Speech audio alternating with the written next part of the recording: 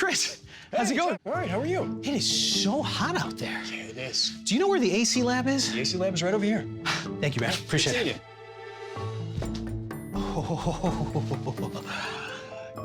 Yes.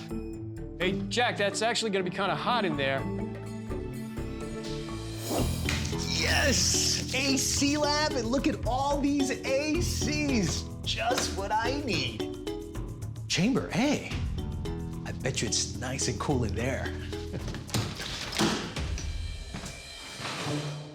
Man, it is so hot in here. Hey, Jack, what's going on, man? You looking for something? Yeah, I was looking for a cool place to relax, but boy, was I mistaken. This is not the place for that. We actually crank up the temperature in this room to test the performance of air conditioners, right? okay. We're in a climate-controlled chamber here, right? And this room is like the room in your house you want to cool with your AC. And out there is a cushion of air that's warmer that's like the other rooms in your house that maybe don't have a window AC. Got it. So how does this room work then? Come on, let me show you.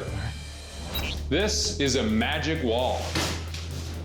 That's so cool, Eric. Yeah, pretty sweet. Why does the room need to expand like that? Well, different size air conditioners cool different size rooms, so we change the size of the room to test different air conditioners. So what are you doing here now? So these are thermocouples. Each one of these points takes a temperature at a different point in the room, right? So you get the air temperature up by the ceiling, down here by the floor, and we have a bunch of these throughout the room. We average all those temperatures together to get the average for the room. For the comfort test, we raise the temperature of the chamber to 90 degrees with nearly 60% humidity.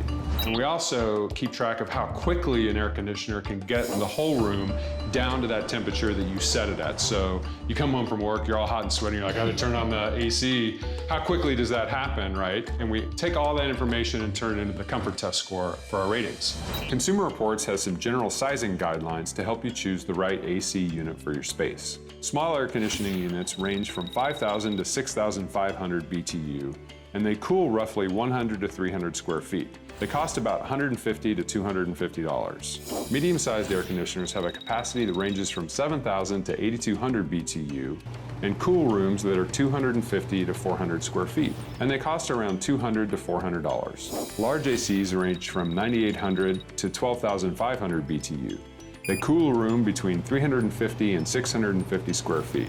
They cost between $350 and $600. So what you're saying, Eric, is that the right AC for me is dependent on the size of the room. Bigger is not always better. You want the correct size AC. If you have really high ceilings, you'll want to factor that in. Windows that face south and the sun is always coming in, that'll make the room hotter. You'll need a bigger AC for that. All these things kind of factor into the size of AC you want. How does an AC actually cool a room? Well, that's a great question, Jack. And I know just the guy to handle it. Dr. James Dickerson, our Chief Scientific Officer.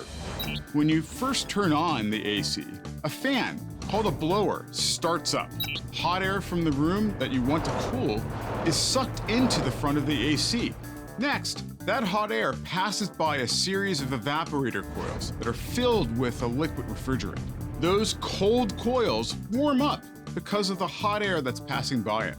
That hot air becomes chilled and is blown back into your room, yielding conditioned air. And after all that science, you feel cool and comfortable. Eric, I know how ACs work. I know how you test them. Can we please turn one on? Oh, sure. Why didn't you just say so, Jack? Easy. Yes. Oh, this feels amazing.